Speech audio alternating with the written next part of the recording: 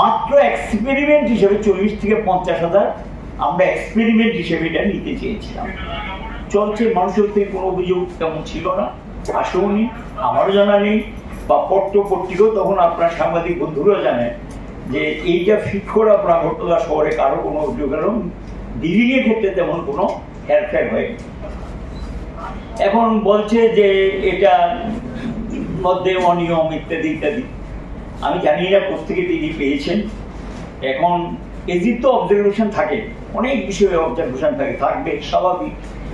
AG এটা কিন্তু observation, তিনি যেটা বলেছেন, কিন্তু আমি জানি না কি অবজারভেশন কোথেকে তিনি পেয়েছেন, এই গল্প আমি জানি না। যদি দিও থাকে এটা হলো অবজারভেশন, এই অবজারভেশনটা এটা অ্যাসেম্বলিতে সাবমিট হয়, পাবলিক অ্যাকাউন্টস কমিটিতে যায়, সংশ্লিষ্ট ডিপার্টমেন্ট তখন তারা তাদের যুক্তি দিয়ে বলেন এখানে এগুলো ভুল হয়ে যায়। কিন্তু এটা অনিয়ম বা অন্য কিছু হয়েছে এরকম কিন্তু জানার তথ্য আমার নেই, আমার কাছে নেই। এই ধরনের তথ্য তিনি কোথেকে পেলেন, কি বলছেন, সেটা ওনার বরাবরই এই ধরনের কথা বলে থাকেন। এটা নতুন কিছু না, তিনি এইভাবে এটা বলেছেন। যাই হোক, মূল কথা হলো তখন স্মার্ট মিটার নিয়ে মানুষের মধ্যে কোনো বলার, আমরাও এটা বলেছি সবার জায়গাতে আমরা লাগাবো, সে গেল এই পার্ক।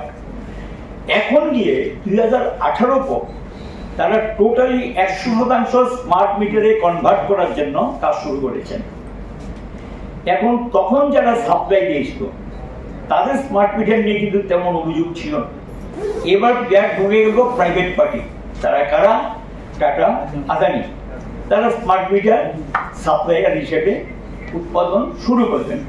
কেন্দ্রীয় সরকার তাদেরকে আর্থিকভাবে সাহায্য করেছে, ভালো অঙ্কের টাকা সাহায্য করেছে, এবং এই স্মার্ট মিটার সবাইকে লাগাতে হবে বাধ্যতামূলক করলেন। এই প্রকল্পে যখন এগুলো লাগাতে শুরু করলেন, আর ডিফারেন্সটা এই জায়গায়, আমরা যেটা লাগিয়েছিলাম বিদ্যুৎ নিগম, সরকারের অধীনস্থ কোম্পানি, কোনো বেসরকারি না, টেন্ডার করে লাগানো হয়েছে, দায়িত্বকার নিগমের, খারাপ হলে রিপ্লেস কে করবে? নিগম।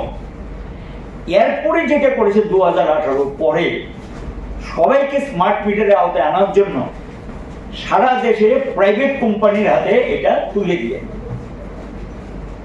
প্রাইভেট কোম্পানিগুলো এখন থেকে স্মার্ট মিটার লাগাবেন, তারা তৈরি করবেন, তারাই ফিটিং ফিক্সিং করবেন, এবং মেনটেনেন্সও বোধহয় তারা করবে কিনা সে তারাই বলতে পারবে। অর্থাৎ সরকারের বা বিদ্যুতের কোম্পানিগুলোর কোনো দায়িত্ব রইল না।